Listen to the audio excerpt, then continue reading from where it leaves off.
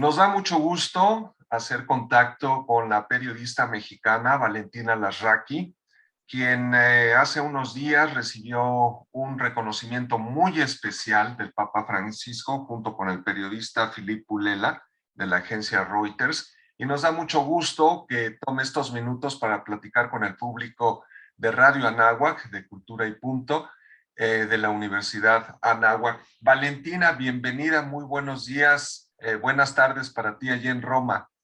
Estamos aquí con Daniela Nicol, con Andrés Buenavad y con Daniel Madero, alumnos todos de Practicum 1. Valentina, pues enhorabuena por este reconocimiento que te hace el Papa Francisco. Platícanos un poco cómo se llega a este momento, ¿no? Esta periodista mexicana que ha cubierto ya a 5 papas, desde Paulo VI hasta Francisco.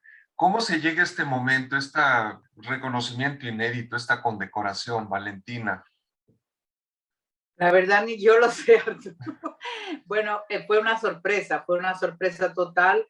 Nos avisaron quizás hace 10 días, algo así, de la Secretaría de Estado, pero todo con mucho secretismo, en el sentido de que solo se nos dijo que el Papa Francisco había decidido, pero que era una decisión que había tomado personalmente él sin consultar con nadie. Había decidido otorgarnos este reconocimiento. No nos explicaron en ese momento ni el nombre de la condecoración, ni que es la más importante para un laico, porque está reservada a jefes de gobierno, a ministros, y tampoco las motivaciones. Las motivaciones no las dijo cuando ya nos recibió, nos sentó en la mesa donde se sientan los jefes de Estado y de gobierno, y claro, yo siempre había estado atrás, muy atrás de esa mesa, que te dejan entrar en los pools 3 segundos para escuchar un poco qué se dice el Papa con el jefe de gobierno o el presidente en turno que está visitándolo, y ver un poco las caras, ¿no? Son esos primeros minutos del encuentro que ya tú sales diciendo, se veían bien, se veían mal, se veían que tenían sintonía o no la tenían, pero hasta ahí había llegado, digamos, mi presencia en ese cuarto, la oficina del Papa prácticamente, la oficina pública del Papa. Y bueno, ahí fue cuando nos dijo que era un reconocimiento para una profesión, digamos, llevada a cabo, él dijo, con profesionalismo, con entrega, de una forma limpia. Utilizó la palabra limpia, que me llamó la atención, pero lo repitió como 2 o 3 veces. Dijo que éramos personas coherentes, en fin. Yo siento que él quiso de alguna manera, a través de nosotros, porque yo soy la decana y Phil es el vicedecano, extender este reconocimiento un poco a todos los que trabajamos en esa fuente, porque es una fuente compleja, es delicada, todavía hay mucho hermetismo, muchos silencios, muchas dificultades. No es nada fácil entender lo que pasa allá adentro. Y de hecho él en su discurso nos pidió eso, que supiéramos escuchar bien, que supiéramos profundizar, porque hay que poner en contexto siempre la noticia, y eso es lo que hacemos como corresponsales o intentamos hacer para poder luego contarlo bien a las personas. Sobre todo ahora, Arturo, que hay una enorme confusión en las redes sociales por la inmediatez de la información, y esto se une a la forma de hablar del Papa Francisco, que es un hombre muy libre, un lenguaje muy, muy espontáneo, pero por lo mismo que a veces es mal interpretado o interpretado de diferentes formas, y en las redes encuentras todo. Y tú, claro, tienes que tener como el sentido de responsabilidad y los conocimientos para situar, darle contexto, ¿no?, a lo que dijo, y sobre todo que no se malinterprete. Así es, eso es muy importante. Yo leía con interés las palabras del Papa. A ti, que estabas ahí en el centro de esta ceremonia, ¿qué es lo que te dejó este mensaje? Yo creo 2 cosas. Una es estos 3 verbos, ¿no? Escuchar, profundizar y contar. Creo que son verbos muy ciertos y que se aplican a cualquier fuente, digamos así. Porque si tú no sabes escuchar bien, luego no puedes profundizar esa información, darle contexto, y luego tampoco no la puedes contar, no la sabes contar. Entonces creo que son 3 verbos fundamentales. Yo creo que podríamos añadir un cuarto verbo que quizás te suene raro, pero es callar. pero no callar en sentido de encubrir, sino hay momentos en los que en la vida hay que saber callar, pero por prudencia, por sabiduría, diría yo, para luego, una vez que puedas hablar, lo hagas con un tono incluso más alto. Hay momentos en la vida que nos toca como no contar algo porque no tienes todos los elementos, o, ¿me entiendes? No sé si me explico bien, pero Sí. es callar en ese sentido, para luego contarlo mejor o contarlo tú con más fuerza, que también me ha pasado mucho, porque en el Vaticano se vive de off the record, es decir, son muchas más las cosas que te cuentan que no puedes contar que las que te cuentan que las que puedes contar, pero todo ese off the record te llena a ti de un bagaje de conocimientos, de circunstancias, de las mismas personas que se mueven ahí, y eso ayuda muchísimo para luego profundizar y poder dar bien una noticia o darla de una forma muy completa. Así es. Bueno, ya que mencionas tú este enfoque, yo quisiera preguntarte, ¿cuál crees tú, desde tu punto de vista, el origen de las grandes críticas que recibe el Papa Francisco dentro de la Iglesia? Mira, yo creo que es, por un lado, la misma forma de ser del Papa, en el sentido que el Papa Francisco es un hombre muy libre, y muy libre al grado que él se ha quedado a vivir en Santa Marta, no ha ido al Palacio Apostólico, pero no porque el Palacio Apostólico sea lujoso, él dijo por razones psiquiátricas. ¿Por qué? Porque él tiene dos agendas, una pública hasta las 2 de la tarde, de la que es conocida, digamos, por oficina de prensa del Vaticano, y luego, después de comer, descansa un poco, y por la tarde la tiene libre, libre en el sentido de que él escoge a las personas que va a recibir en su oficina, en la residencia de Santa Marta. Esa parte trae muchos problemas a la comunicación y a la oficina de prensa oficial. ¿Por qué? Porque obviamente el Papa recibe al que quiere, que luego sale, y no siempre es una persona discreta, y entonces pueden ser personas con situaciones complicadas que salen del Vaticano diciendo que el Papa les dijo que pueden comulgar, o que son parejas homosexuales o de travestis, y les dice Dios está contigo, Dios te bendice, en fin, cosas que estas personas cuentan luego a los medios, y claro, la fuente oficial no sabe ni estaba enterada de este encuentro, y ahí se genera toda una confusión. Yo creo que al Papa Francisco le reprochan muchas veces, la Iglesia también a veces la dividen por categorías de izquierda, de derechas, que no debería de ser, porque el Papa incluso en el discurso el sábado nos dijo que no es una organización política, tampoco es una ONG o una multinacional, es otra cosa. Pero bueno, se tiende a decir el Papa es de izquierda, el Papa es de conservador o progresista. En el caso del Papa Francisco, lo acusan mucho los grupos, sobre todo conservadores de Estados Unidos, de ser un Papa comunista. ¿Por qué? Porque el Papa Francisco todo el día es que enfoca su atención hacia las periferias, hacia los países más pequeños, hacia los migrantes, a las personas más vulnerables, porque eso es lo que él trae al pontificado. Cada papa trae lo que era. En Buenos Aires, él tenía un pequeño departamento, iba a pie, iba en autobús y se iba a las periferias de la capital. Y estaba con drogadictos, se metía a las cárceles, trataba de rescatar a los jóvenes a través del deporte o del arte. Entonces, ese era su mundo, y eso es lo que trae hasta el Vaticano.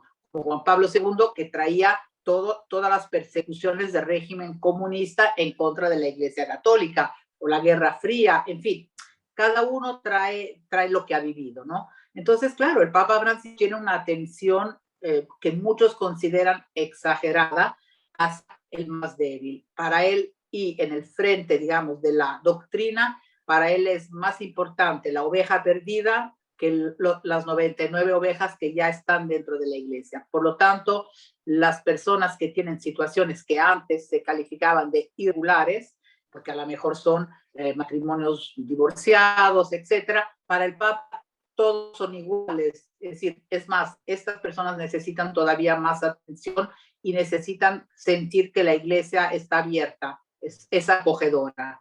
Entonces, obviamente, esta actitud le genera críticas por parte de los grupos más conservadores, que piensan que el Papa no defiende la familia tradicional, hombre, mujer, etcétera, cuando en realidad lo hace.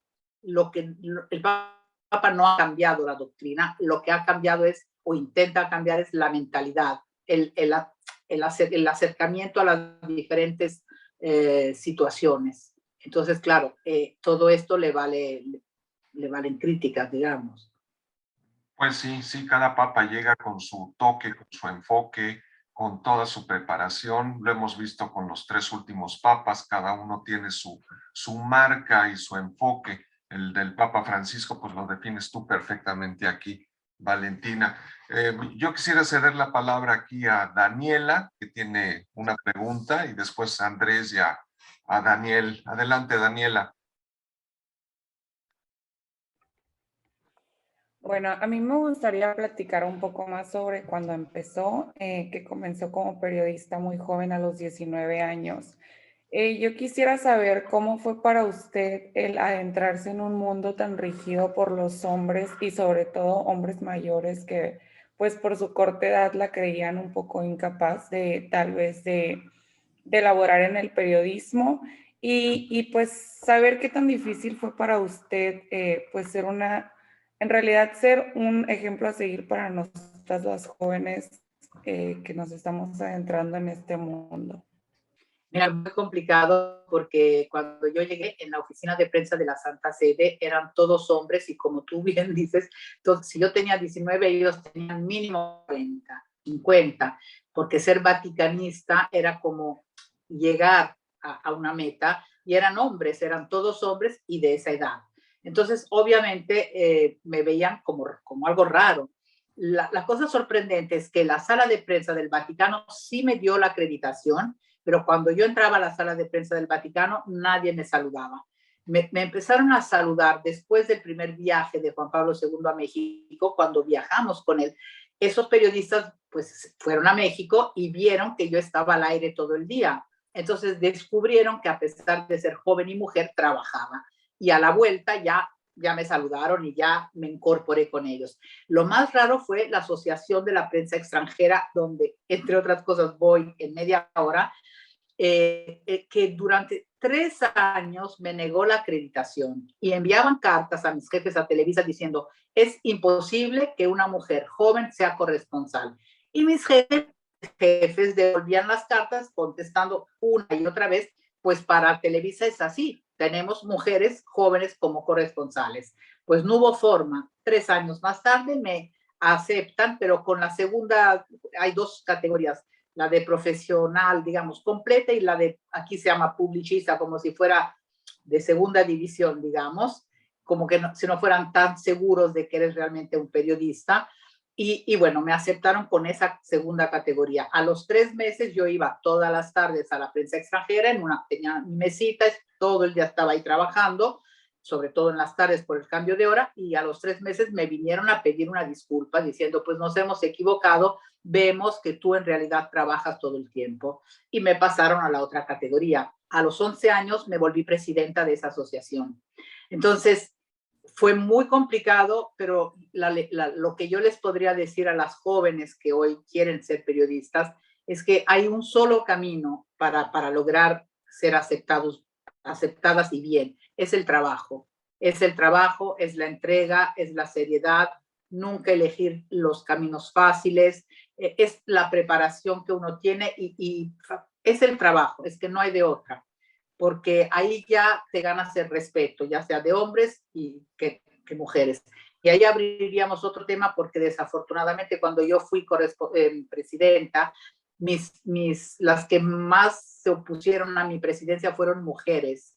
Y a mí eso me llamó muchísimo la atención y espero que en las nuevas generaciones ya no exista eso, porque muchas veces, contrariamente a lo que uno podría creer, las peores enemigas de las mujeres son las mujeres. Es complicado, pero es así. Y a mí me ha tocado también en otras circunstancias, desafortunadamente, pero bueno, la única forma de salir de estas situaciones es con el trabajo, porque el tiempo pone a cada persona en su lugar y te pone a ti en tu lugar, en el lugar que te mereces, si es que te lo has merecido a través del esfuerzo. continuo y nunca sentarse en los laureles, nunca perder el piso, nunca pensar que tú eres el protagonista de la noticia, porque sobre todo los que trabajamos en televisión tendemos a creer que somos nosotros los protagonistas, y no, la protagonista es la noticia y la gente que nos escucha y nos ve. Y hay que tenerlo siempre muy presente para no perder nunca el piso, porque se puede subir rápido, pero las bajadas, las caídas que yo he visto también son notorias. Y mantenerse es lo más complicado. Y eso solo te lo permite el trabajo, la unidad y la entrega, realmente el esfuerzo cotidiano, y nunca sentir que ya has llegado a algo. Siempre hay algo nuevo que aprender todos los días. Todos los días también puede que te equivoques, porque somos humanos y digamos, debemos de intentar de que no sea así, intentar que no sea así, pero puede suceder también. Pues el tiempo pone a las personas en su sitio y tú eres el mejor ejemplo, ¿no? Con esta distinción que te hizo el Papa Francisco, Valentina. Andrés, tú tienes otra pregunta. Andrés. ¿Qué tal, Valentina? Buenas tardes. Es un placer platicar contigo y felicidades por este reconocimiento. Gracias. A mí me gustaría preguntarte, son más de 40 años cubriendo el Vaticano y a mí me gustaría preguntarte, ¿qué te ha motivado a continuar pues todos estos años cubriendo justamente el Vaticano y continuando con ese trabajo? Mira, eso es un trabajo, yo creo que no me habría podido tocar una carrera más bonita, la verdad. Me siento súper contenta y privilegiada, porque es que parecería aburrido, digamos, siempre la misma fuente durante tantos años. En realidad, al haber tenido contacto con 5 papas, son 5 mundos, y son cinco personalidades diferentes, son 5 formas de intervenir en la vida de la iglesia y también en el mundo.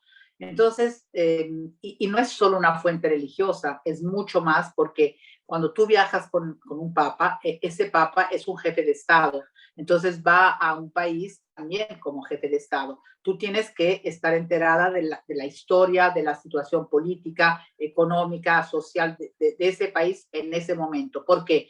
Porque cuando el Papa habla en cualquier país, tú debes de entender por qué está pronunciando ese discurso, por qué a lo mejor está criticando a las autoridades o está guiñando el ojo a una oposición en caso de una dictadura. En fin, si tú no te enteras, si no te empapas de la situación de ese país, no vas a entender los discursos del Papa. Por eso viajar con un Papa es cubrir una fuente religiosa, política, diplomática, y eso lo hace muy interesante. Aparte, digamos, la parte más importante de mi vida profesional fueron los 26 años de Juan Pablo II, y ahí la verdad es que fue una historia única e irrepetible, incluso para nuestro país, con las 5 visitas y el amor impresionante que había entre Juan Pablo II y México, totalmente correspondido. Esa era una historia también que había que contar, y fue precioso contarla. Y luego era un hombre que había viajes, había situaciones en las que tú decías, es que yo en este momento soy testigo de la historia, pero la historia en serio, con H mayúscula. Entonces, claro, no te cansas, porque cada día es algo nuevo, aunque pueda parecer repetitivo, digamos así. Y eso te lo dan pues las diferentes personalidades de los papas y las situaciones que ellos se encuentran cuando llegan al papado, porque claro, cada situación es diferente.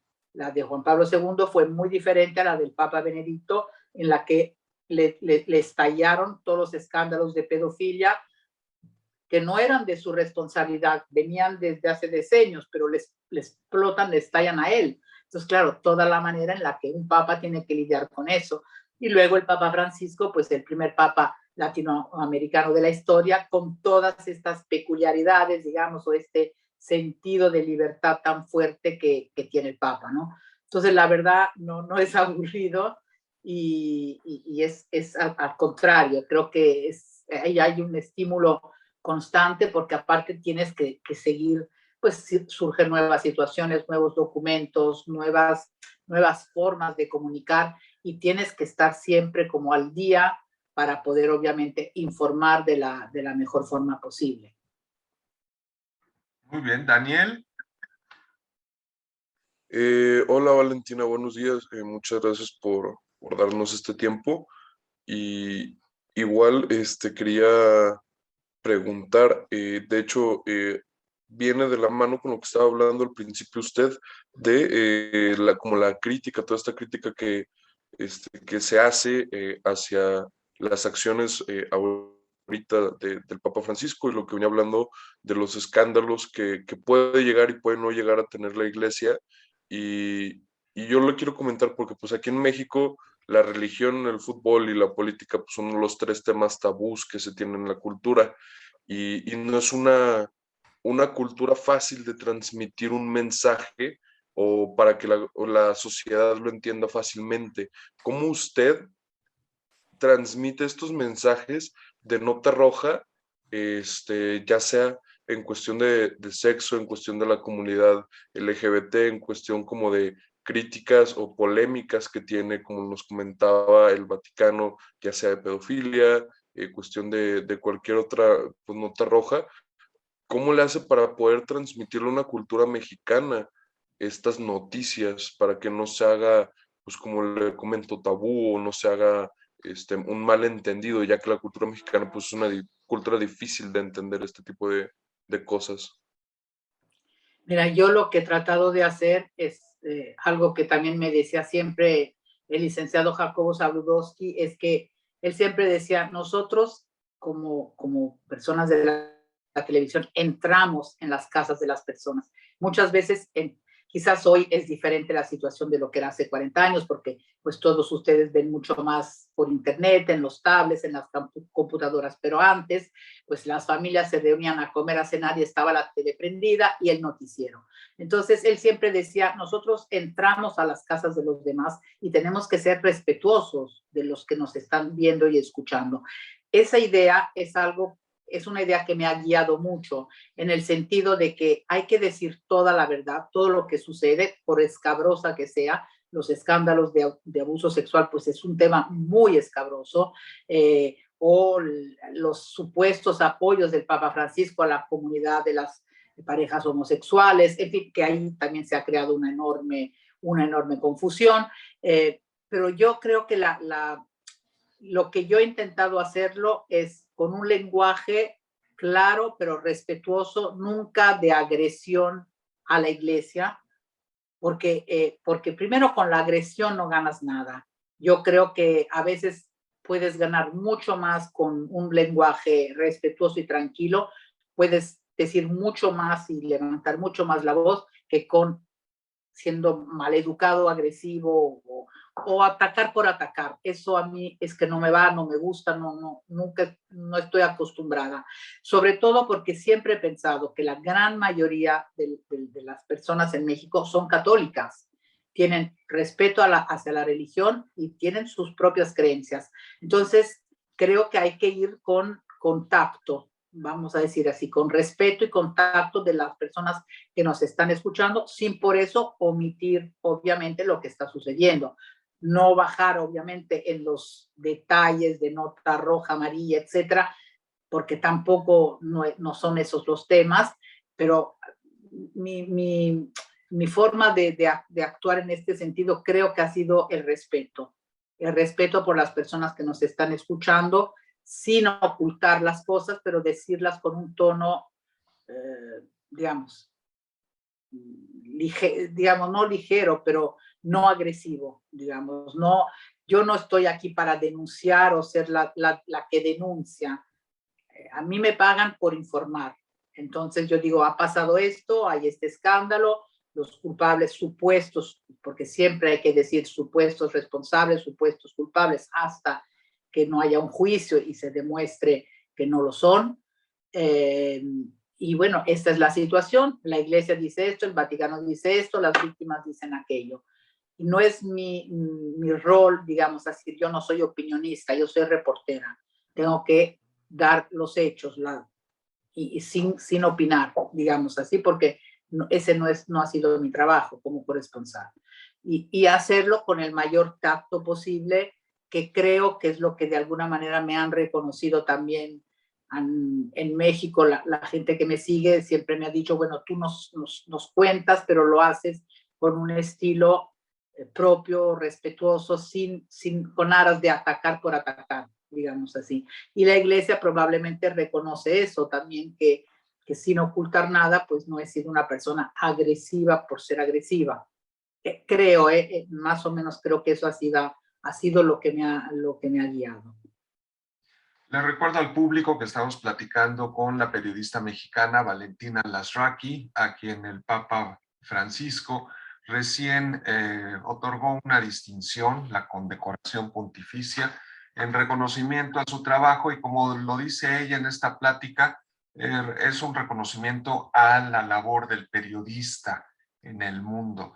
Valentina, yo quisiera terminar esta plática que hemos tenido contigo y te agradecemos mucho que hayas tomado estos minutos. Quisiera preguntarte para cerrar, si pudieras definir en muy pocas palabras el pontificado o la personalidad del Papa Juan Pablo II, de Benedicto y de Francisco. ¿Cómo los definirías tú? Sé que no es fácil, pero ¿cómo los definirías? Porque cada uno es muy diferente, como lo decíamos al principio, pero en pocas palabras, ¿cómo definirías tú a estos tres papas que prácticamente te ha tocado a ti cubrir toda su pontificado? Buena pregunta. Necesitaría un libro, pero bueno, mira, voy a tratar de decir lo más sencillo que pueda, lo que me viene a la mente. Juan Pablo II, creo que de los tres era el filósofo, era el místico y era un hombre de acción. Creo que la grandeza de Juan Pablo II estriba en que era una combinación muy fuerte de estos tres aspectos, lo cual lo hacía una persona, de esas personas que dicen nace una cada mucho tiempo. Es decir, el carisma era impresionante, pero creo que eran estos tres factores más. Era un papa muy humano, es decir, sobre todo lo vimos en la parte de la enfermedad.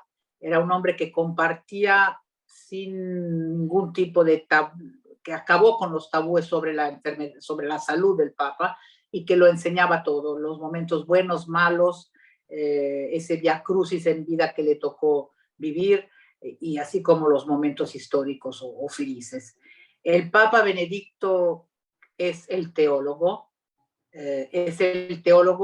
que no tenía esa capacidad, ese carisma de acercamiento, digamos, directo con las personas, un hombre tímido, un hombre que fue elegido papa 20 años después de la edad. Si Juan Pablo fue elegido con 58, él tenía 78. Es difícil cambiar a una persona que ha transcurrido toda su vida escribiendo teología, además de teología. Pero mientras Juan Pablo era el filósofo, él era este hombre que digamos que el teólogo, y juntos hacían muchos de los documentos de Juan Pablo II. Creo que el Papa Benedicto es un papa ahora emérito, es un papa enorme, gigante también por su nivel de inteligencia, de cultura, y por el gesto que tuvo absolutamente revolucionario. Se le tachaba de conservador, de ser un hombre conservador en la doctrina, pero es que fue el más moderno de todos, al final, con ese gesto de renunciar, y fue muy llamativo, y se le recordará probablemente por este gesto, pero yo creo que nosotros tenemos que hacer un mea culpa, porque él fue objeto de muchos prejuicios por parte de la prensa, y era noticia siempre en negativo, nunca en positivo. Y eso creo que es un error terrible, fue un error terrible también de parte de los medios de comunicación. El Papa Francisco, la primera palabra que me vendría es la que ya he dicho, es el hombre libre, es el Papa libre, es el Papa que se ha bajado del pedestal de Papa y se ha hecho absolutamente humano. Juan Pablo II era la combinación de los dos. Él me parece más el párroco universal, más que el Papa. porque él lo ha querido así. Y entonces las personas cuando lo encuentran tienen la idea de que es como alguien a tu nivel, digamos, no lo digo en sentido negativo, sino es que él se ha querido bajar.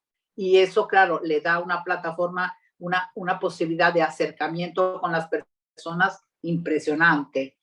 Mientras que con Juan Pablo tú decías, es el Papa, pero es muy humano, es muy tierno, te acaricia o tiene una mirada muy bondadosa, le reconocí esa humanidad, pero seguía siendo el Papa. En el caso del Papa Francisco, yo creo que por su misma voluntad ha dejado un poco esta idea del papado, incluso en su forma de vestir. Nunca, hasta esas vestimentas, incluso el de su elección no las llevaba. Y eso ya era una señal. Entonces es el hombre cercano, es el hombre libre, es el hombre acogedor, es el hombre que no le cierra la puerta a nadie, es el hombre que quiere que los hombres de la iglesia se vuelvan servidores y no encerrados en esta idea de poder en sus palacios. Quiere una iglesia que vuelva a sus orígenes, más cercana al evangelio. Cuando lo acusan de comunista, él dice, es que yo solo hablo del evangelio, no es que estoy hablando de Marx, no estoy aplicando el librito de Marx, estoy aplicando el evangelio. Entonces, yo creo que es el Papa que quiere volver a los orígenes del cristianismo, a esa sencillez, a esa humildad, y quisiera que todos fueran así, pero obviamente es muy difícil. Bueno, Valentina Larraqui, quiero agradecerte tus palabras, esta definición de los tres papas que pues te ha tocado cubrir principalmente, estos tres últimos pontífices, cada uno con su sello muy particular. Te agradecemos mucho a nombre del programa Cultura y Punto de Radio Anáhuac, de la Universidad Anáhuac. Te agradecemos que hayas tomado estos minutos para platicar con nosotros y pues felicidades por este reconocimiento muy especial que leía yo que solo se otorga a jefes de Estado y como dices tú, el periodista no es protagonista de la noticia, pero en esta ocasión tú te volviste protagonista y te felicitamos mucho. Y bueno, por 5 minutos. Que siga este trabajo periodístico, este oficio que también desempeñas. Muchísimas felicidades y muchas gracias. Gracias a todos ustedes, gracias.